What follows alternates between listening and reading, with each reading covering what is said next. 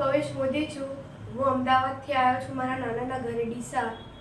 આજે હું એક એવા લેખકને મળવા જઈ રહ્યો છું જેમણે બહુ વિવિધ પુસ્તકો લખ્યા છે વિવિધ વિષયો ઉપર. આજે હું એમના એક પુસ્તક જલારામ દર્શન, જે એમનું પહેલું પુસ્તક હતું, એમના વિશે એમને પૂછવા જઈ રહ્યો છું. તો તમે કહો, આમાં તમે શું લખ્યું? જલારામ દર્શન મારું પહેલું પુસ્તક નથી. પહેલું મારું પુસ્તક હતું પ્યાર કી અમાનત, જે હિન્દીમાં લખાયું હતું અને 1974માં લખાયું હતું. બરાબર. એના પછી ઘણા બધા બીજા પુસ્તકો લખાયા અને ડીસાની અંદર અમારે જલારામ મંદિર છે. તો એ ડીસાના જલારામ મંદિરની અંદર અમારા એક બહુ સારા મિત્ર, જેમણે જલારામ મંદિરની સ્થાપના કરી, એવા દશરથભાઈ આચાર્ય મને કહ્યું કે જલાબાપાના પુસ્તકો તો ઘણા છે, પણ જલાબાપાનું એક એવું પુસ્તક તમે લખો બધા કરતાં જુદી રીતે. એટલે એમણે મને એ કામ સોંપ્યું અને મેં પછી ઘણા બધા જલારામ બાપાના પુસ્તકો વાંચી એનો અભ્યાસ કર્યો અને એના અભ્યાસ કરીને આખું અલગ જ રીતે આ જલારામ દર્શન લખાયું. તો આ જલારામ દર્શનનું વિમોચન ડીસા જલારામ મંદિરની અંદર 2052માં થયું. સંવંત 2052 જલારામ બાપાની 197મી જન્મ જયંતિ નિમિત્તે, અને એ વખતે આનું વિમોચન થયું. એ વખતે 2000 પ્રતો મેં છપાઈ હતી. પછી એવું થયું કે ઘણા બધા લોકોને જલારામ દર્શન ગમ્યું, એટલે પછી અમારા લોહાણા મહાપરિષદ છે, એ લોહાણા મહાપરિષદે 2000 પુસ્તકો જલારામ દર્શનના છપાયા. ગાંધીનગર જલારામ મંદિરે 4000 પુસ્તકો છપાયા અને ડીસા જલારામ મંદિરમાં પણ પાછા 4000 પુસ્તકો, ટોટલ 4000 પુસ્તકો થયા. એટલે 8000 જેટલા પુસ્તકો આ છપાયા અને લોકો સુધી પહોંચ્યા.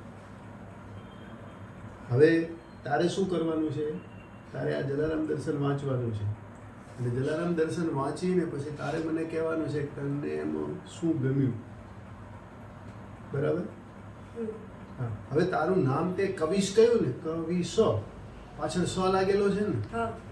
તો કવિ શબ્દ તો સાંભળ્યો છે, પણ આ સ એટલે શું? કવિશનો અર્થ શું થાય? કવિશનો અર્થ ગણેશ ભગવાનનું બીજું નામ છે, જે બતાવે છે કે બધી કવિતાઓના રાજા છે. અરે વાહ વાહ વાહ વાહ, ક્યાં વાત છે! ગણેશ ભગવાન બધી કવિતાઓના રાજા છે. તો તને તારું નામ પાડ્યું છે, તને કવિતા ગમે છે? હા. તું લખે છે કવિતા? સાંભળે, વાંચે? વાંચું છું. હા. કેવી એકાદ કોઈ કવિતા તને ખ્યાલ ખરો? યાદ ખરી કોઈ એની 2-3 પંક્તિઓ? જય જય ગરવી ગુજરાત છે. આ તો ગાને તું ગા.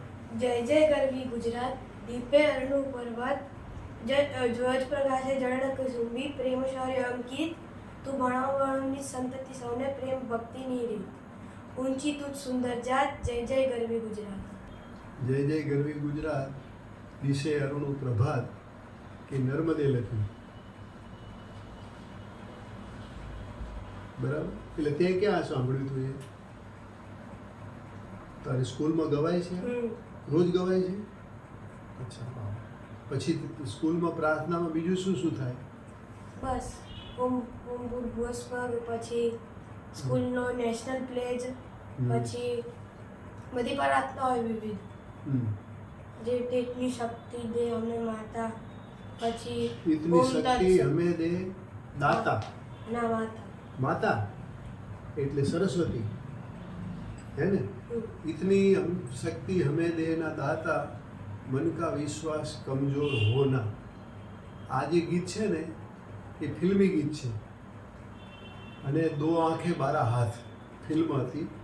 દો આંખે બારા હાથ ફિલ્મની અંદર એટલી સરસ એની સ્ટોરી છે કે ચોર છે, ચોરો 12 ચોર છે, 12-13 જણા. પછી એ પોલીસ સ્ટેશનમાં જ્યારે એને જેલમાં પૂરવામાં આવે છે ને, ત્યારે જે ત્યાં ફોજદાર હોય છે ને, ફોજદાર એમના જીવનમાં પરિવર્તન લાવી દે.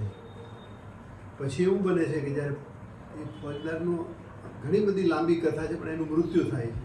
એનું મૃત્યુ થાય છે ને, ત્યારે આ બધા જે છે ને, ત્યાં તને આ ગીત ગાય છે. ઇતની શક્તિ હમે દેના દાતા, મન કા વિશ્વાસ કમજોર ના હો. બહુ સરસ છે. એટલે એના ઉપરથી આ પ્રાર્થના બની સરસ્વતીની.